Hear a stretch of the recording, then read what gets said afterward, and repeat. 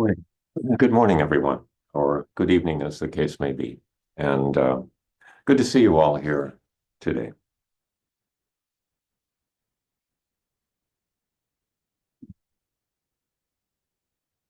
In recent weeks, we've been discussing a text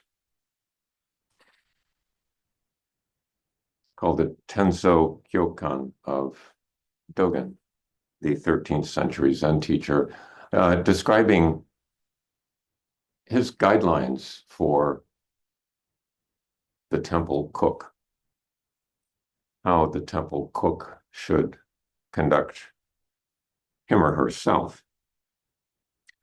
And the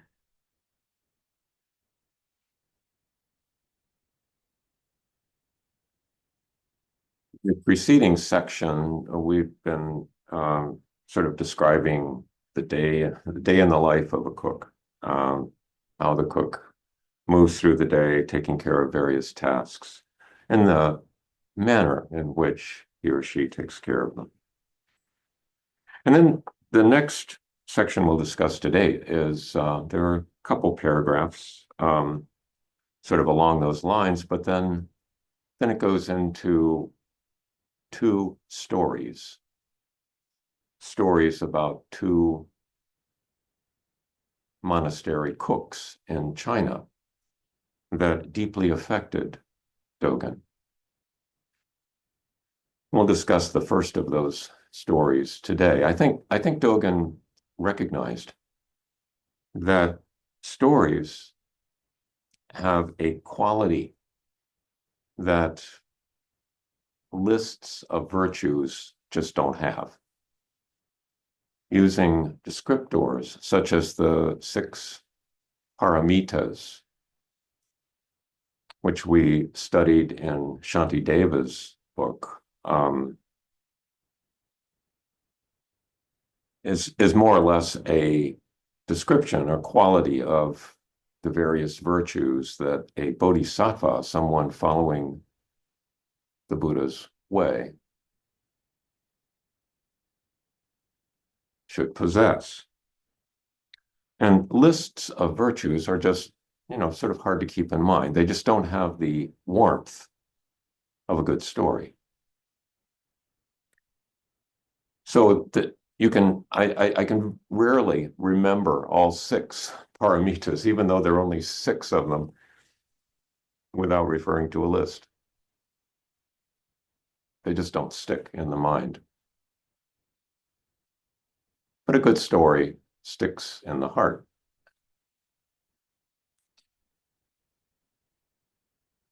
So the 6 paramitas: generosity, morality, patience, effort, meditation, wisdom. These are fine, well and good, but they're just hard to keep in mind during the course of a day.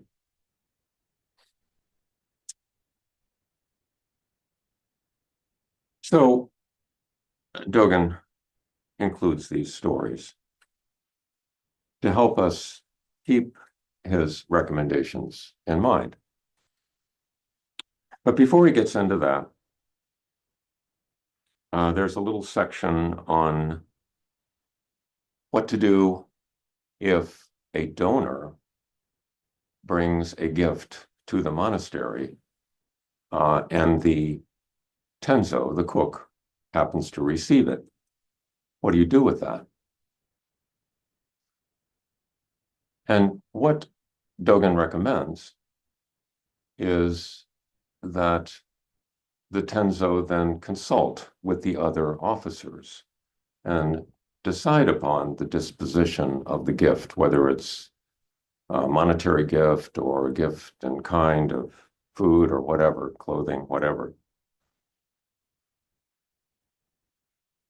And he says,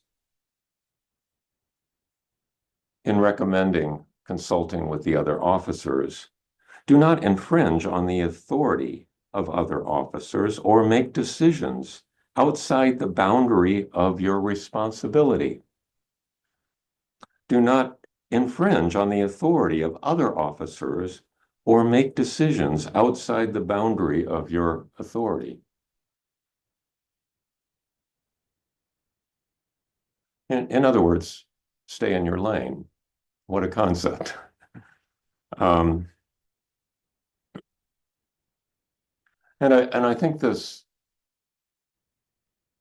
harmonizes with the emphasis in Japanese culture on harmony, on harmoniousness as a virtue. In the 7th century, there was a renowned Japanese prince, Prince Shotoku, who drafted a constitution. And the first phrase in the constitution is harmony is precious. So maintaining harmony, collegiality among the community has always been a virtue in Japanese culture. Obviously, it's not always abided, but it is considered a virtue historically. And Dogen's recommendation to consult with the other officers bears this in mind. And then he goes on to talk about after the meal is prepared, how is it presented to the other monks, to those who are to receive it? And he says, facing the Soto, where all of the monks are assembled, where everyone does zazen, offer incense and bow 9 times. Afterwards, carry the meal into the Soto. So this is kind of a meal blessing ritual, which and meal blessing rituals are common, I think, in most or all cultures.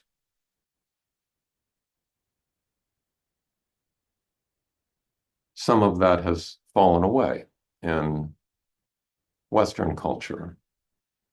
But in most cultures, there is some sort of ritual preceding a meal. Usually it speaks of gratitude and always of some interconnection with the food process, the process of receiving food. A recognition of this dynamic process of receiving and giving, which allows living things to survive.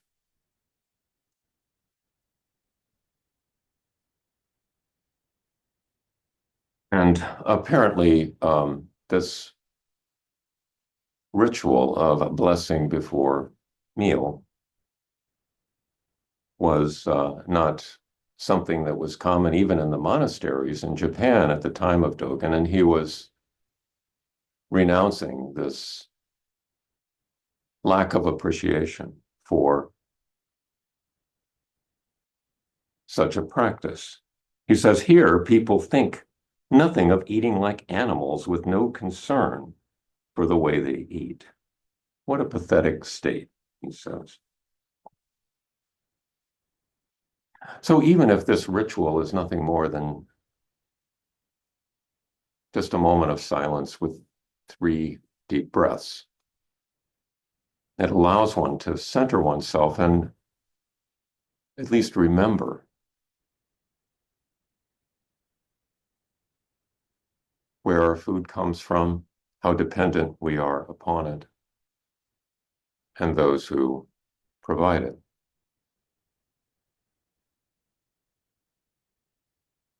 Those who provide it, including animals and plants.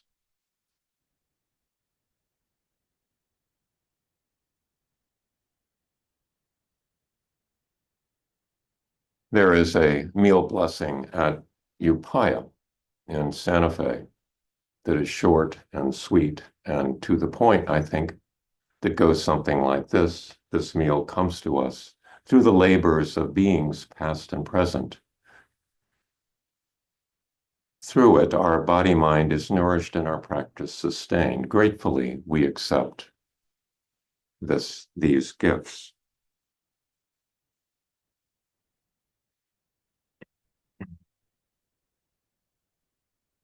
So after talking about that, Dogen goes into the story of monk Lu. And it's so nicely written, I'm just going to read it.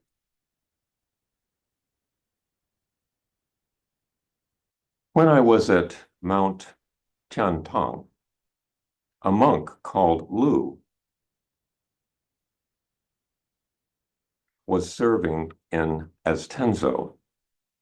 One day after the noon meal, I was walking to another building within the complex when I noticed Lu drying tomatoes in the sun in front of the building where a Buddha statue was housed. He carried a bamboo stick, but had no hat on his head. The sun's rays beat down so harshly that the tiles along the walk burned one's feet. Lu worked hard and was covered with sweat. I could not help but feel the work was too much of a strain for him. His back was like a bow drawn taut. His long eyebrows were crane white. I approached and asked his age. He replied that he was 68. 68 years old. And then I went on to ask him why he never used any assistance.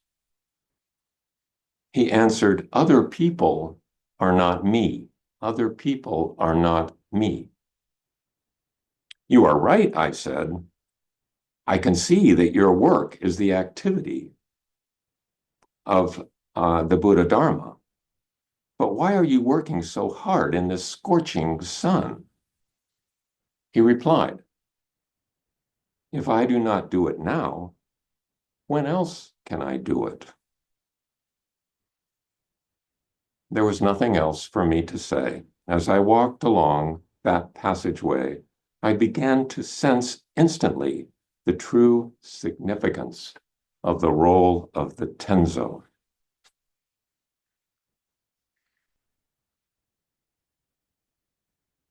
So,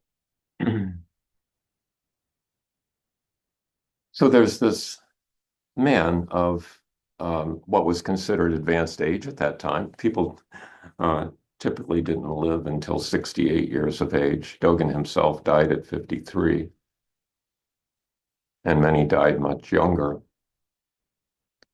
So someone of 68 out doing physical work was an unusual thing for Dogen to see, and especially under those conditions, under the sun's heat.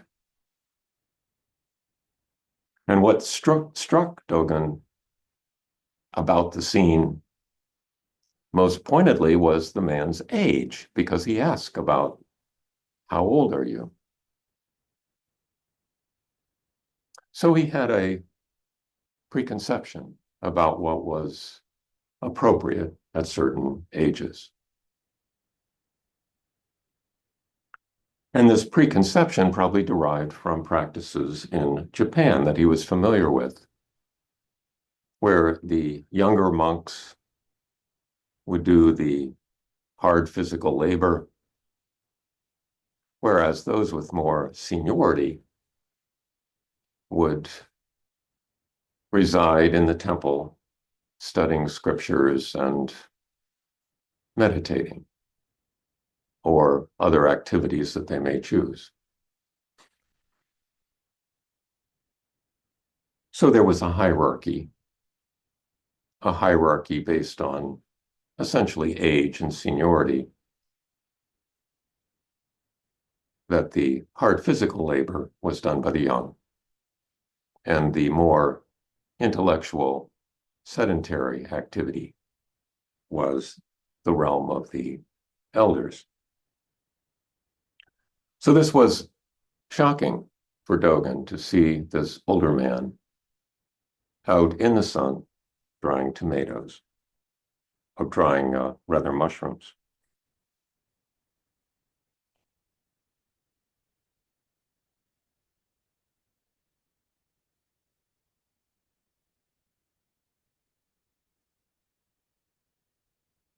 So what was the quality that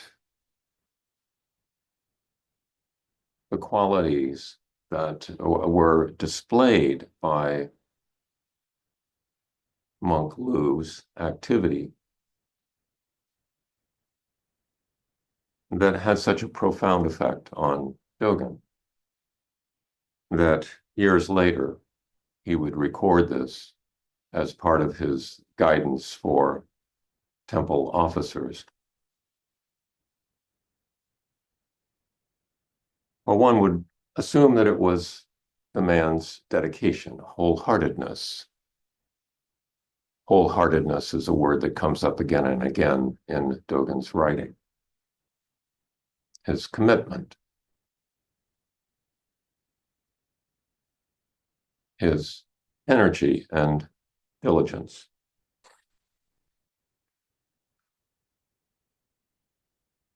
And one hopes that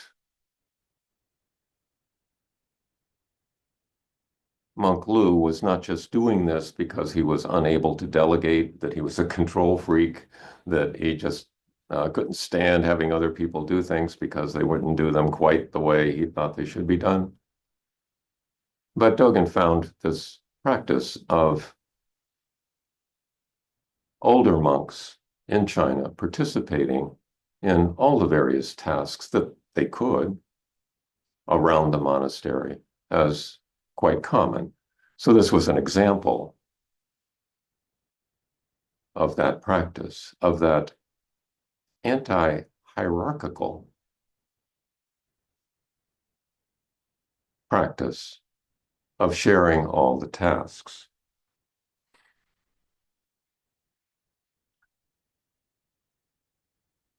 And the anti-hierarchical nature of sharing all the tasks also included the fact that there was no hierarchy of tasks, that being the abbot and being the cook were both important, that being a junior monk, helping clean the floors or whatever was being done, sweep the leaves, was also important. They were all important.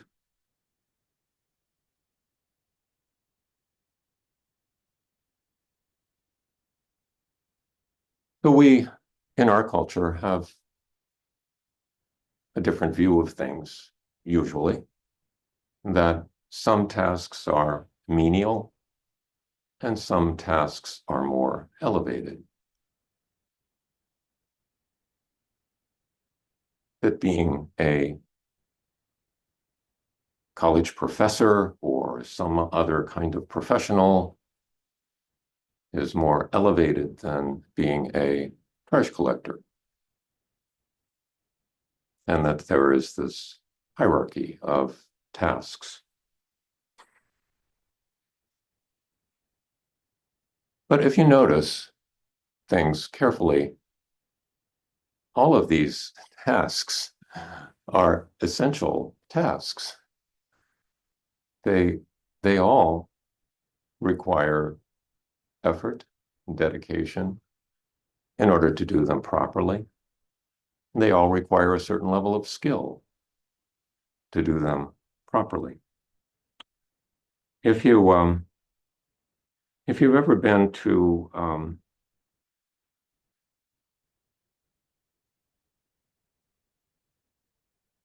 New York several times, let me see if I can find this. Oh, fine.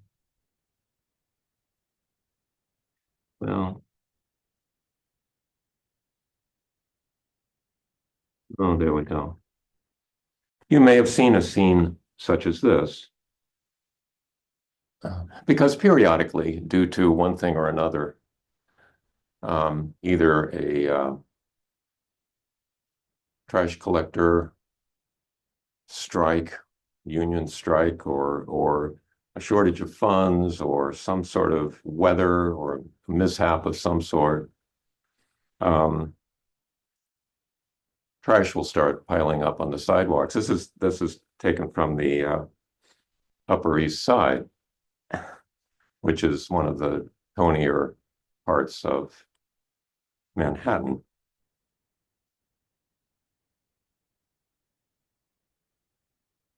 And you can see dependent, how dependent we are on what these tasks that may be considered menial are.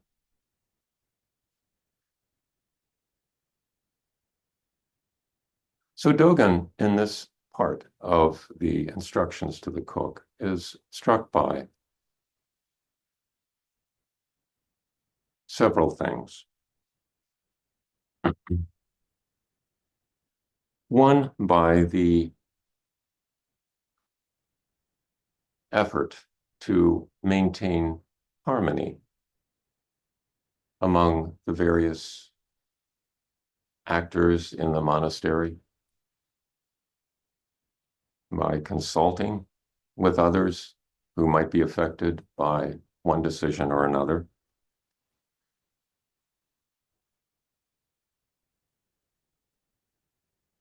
to maintain some degree of reverence or appreciation by having a pre-meal blessing, a ritual of some sort.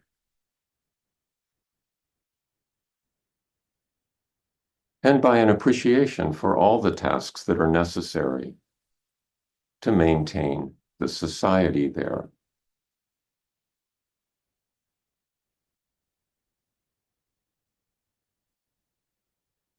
And some equality of sharing of those tasks.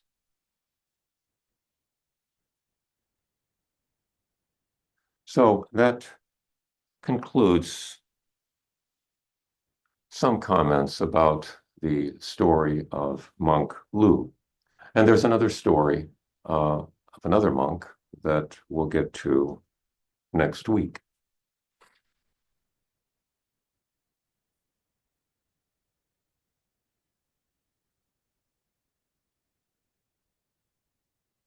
So all in all, these stories tell us to have an attitude of doing what we can until we can't, of contributing, of service,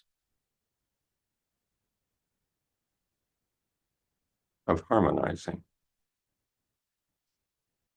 I think I'll stop there, and we'll go into breakout rooms and perhaps consider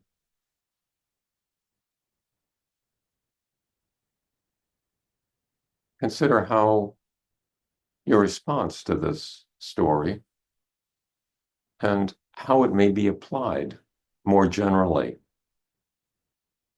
Clearly, we're not cooks in a monastery, but we are active members of society in one way or another. So, what do we make of this? Thank you so much for listening.